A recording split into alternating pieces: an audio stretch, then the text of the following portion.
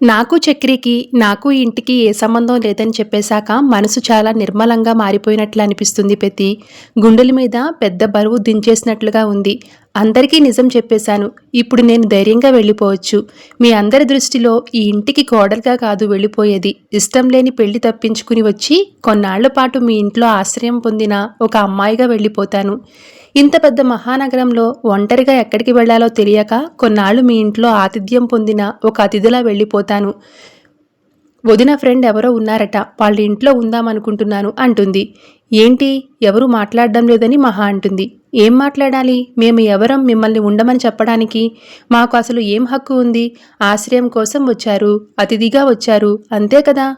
మళ్ళీ ఇల్లు ఒక బూత్ బంగ్లాలా మారిపోతుంది. మళ్ళీ ఈ నలుగురు బస్సులో ప్రయాణికుల్లా మారిపోతారు. వస్తారు, ఉంటారు, తింటారు, పొద్దున్నే ఎవరి దారిని వాళ్ళు వెళ్ళిపోతారు. మిమ్మల్ని ఉండమని చెప్పే హక్కు మాకెక్కడుంది? అన్నీ నిన్ననే పోగొట్టుకున్నామని చెప్పారు కదా.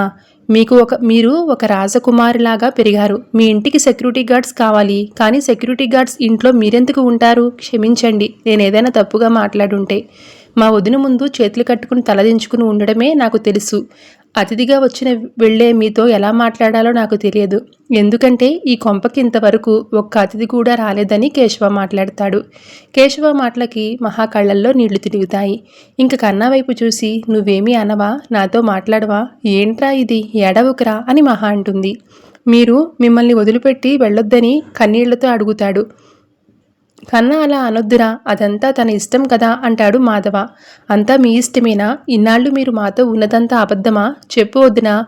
మిమ్మల్ని వదిన అని పిలవకూడదేమో కదా, కానీ నేను ఏమని పిలవాలి? వదిన అనడం అలవాటు అయిపోయింది. అయినా పిలవడానికి మీరు ఈ ఇంట్లో ఉండరు కదా. అయినా ఇది ఒక ఇల్లేనా? దెయ్యాల కొంపలా ఉంటుంది.